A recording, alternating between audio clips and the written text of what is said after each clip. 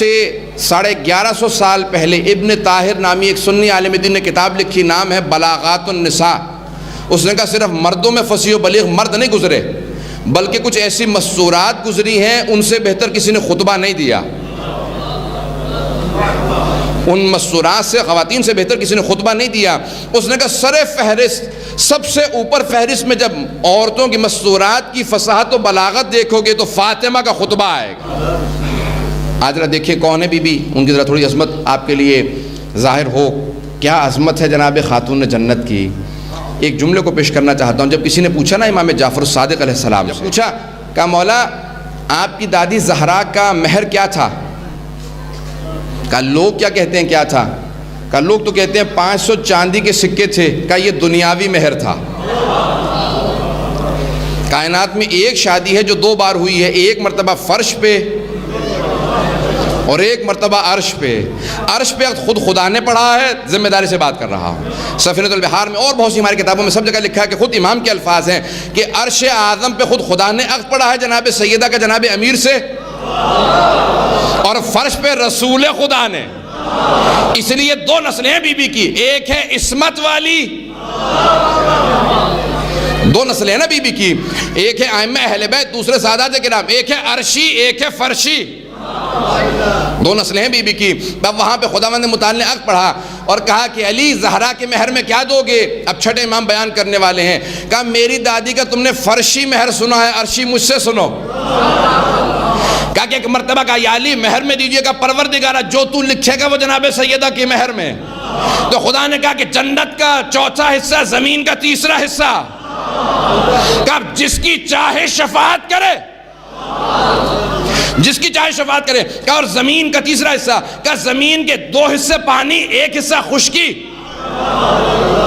ضائع نہ کیجئے گا، سارے مطبع کی توجہ میرے ساتھ رہے۔ کہا زمین کا 1 حصہ خشکی ہے، 2 حصے پانی۔ کہا وہ جو 1 حصہ خشکی ہے وہ میری دادی زہرا کے مہر میں چلا گیا۔ کہا اب جو بھی روئے زمین پہ چلے گا بغیر ولایت علی کے وہ غصبی جگہ پہ چلے گا۔ اور فرمایا آپ نے کس امام کے ماننے والے ہیں، کس بی بی کے ماننے والے ہیں جس کا مہر اتنا عظیم ہو، اس بی بی کی عظمت کے کیا کہیں، جس کا عقد خدا پڑھے۔ دیکھیں اب زمین پہ بھی مٹھائی تقسیم کی جاتی ہے، پھول تقسیم کیے جاتے ہیں، ہدیے دیے جاتے ہیں۔ جب شادی ہوتی ہے ایک ماحول بنتا ہے، پیغمبر السلام نے خیرات تقسیم کی، وہاں خداوند متعال نے کہا وہ جو جناب سیدہ کے عقد میں، جناب امیر کے ساتھ عقد میں خداوند متعال نے لال و زبرجد تقسیم کیے، حوران جنت اور ملائکہ وہ آج تک سنبھالے رکھے ہیں، یہ عقد جناب سیدہ کا ہدیہ، اور دوسروں پہ فخر و مباحات کرتے ہیں۔ یہ ہے جناب سیدہ کی عظمت کہ جب جناب سیدہ کا روز عقد ہے، جناب ختم مرتبت یکم ذی الحج کو مدینہ کو بلاتے ہیں، امیر المومنین سے کہتے ہیں یا علی آپ مہر میں کیا دیجیے گا، میں ذرا پیش کرنا چاہ رہا ہوں بی بی کی عظمت کیا ہے۔ دیکھیں جی بی بی کی 2 سیرتیں ہیں، ایک تو ہم تک پہنچی ہی نہیں ہے، وہ سیرت ہے جو خلقت سے لے کے ولادت تک، جملہ ضائع کر دیا، خلقت سے لے کے اس دنیا میں آمد تک، ولادت تک جو بی بی کی سیرت ہے وہ ہم تک پہنچی نہیں ہے۔ وہ بی بی کی سیرت حجت ہے ملائکہ کے لیے۔ جو بی بی کی تسبیح و تحلیل سے تسبیح سیکھتے تھے، کہ چھٹے امام فرماتے ہیں اور مستند روایت ہے، ایک نہیں کئی کتابوں میں موجود ہے، فرماتے ہیں سب سے پہلے خداوند متعال نے حبیب خدا کو خلق کیا۔ سب جو ہے نا مجمع کی میرے ساتھ چل رہے ہیں، میرے ساتھ چلتے رہیں گے مردم کا، سب سے پہلے حبیب خدا کو خلق کیا اور ان کے نور سے عرش کو خلق کیا۔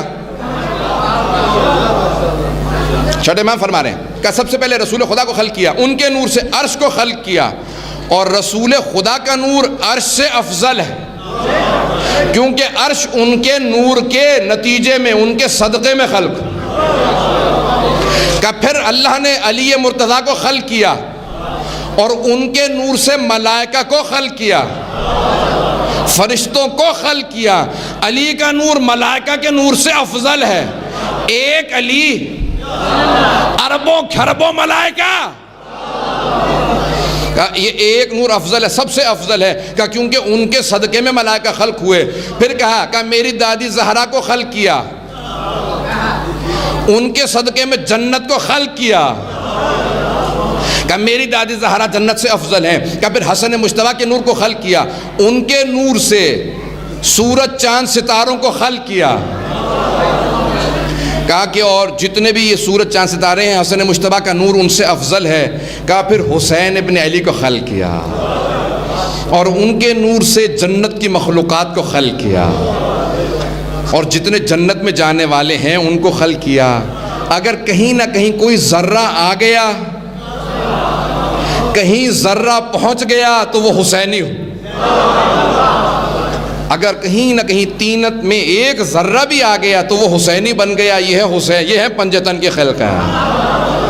اب سمجھ میں آیا کہ یہ ہے پنجتن پاک کی خلقہ. پچھلے کئی دن سے مسلسل سفر میں ہوں, اور یہ سفر جو ہے وہ صرف بی بی کے ذکر کے لیے ہے. خدا گواہ ہے کئی مرتبہ دل کرتا ہے کوئی سفر نہ کروں, گھر پہ بیٹھوں, لکھوں, مطالعہ کروں, پڑھوں, لیکن جب ایک مرتبہ خیال آتا ہے کہ نہیں مومنین انتظار میں ہوں گے, ذکر فضائل و مصائب کرنا ہے, اس سے بڑی کوئی سعادت نہیں ہے. تو پچھلے کئی شبوں سے میں نہیں سو پایا ہوں, اور آج جو دن میں تھوڑا بہت سویا تو اس کے بعد پھر ابھی ایک مرتبہ ماحول بنتے بنتے, موڈ بنتے بنتے وقت بھی لگتا ہے, لیکن آپ حضرات الحمدللہ حسن سماعت پیش کر رہے ہیں, اچھی طرح سن رہے ہیں. میں انشاءاللہ دعا کرتا ہوں بی بی کی بارگاہ پروردگارہ ان سب کو, بی بی کو ان سے سب سے خوشنود و راضی فرما. بڑی بڑی زحمت کر کے میں جانتا ہوں کہ آپ آئے ہیں. آئیں ذرا دیکھیں کون ہے بی بی, بی بی کی عظمت کیا ہے, مقام کیا ہے, ان کا رتبہ کیا ہے. جس کے صدقے میں جنت ملتی ہو زمین پہ آج اگر کوئی ولایت علی کا معتقد ہے تو اس بی بی کی قربانیوں کی وجہ سے. اگر بی بی خاموش بیٹھی رہتی کسے پتہ چلتا حق کیا تھا باطل. راہ خدا میں, ولایت کے راہ میں, امامت اور ولایت کے راستے میں جہاد کرنے والی سب سے پہلی مخدرہ کا نام فاطمہ. دفاع ولایت کے لیے کھڑی ہو گئی بی بی.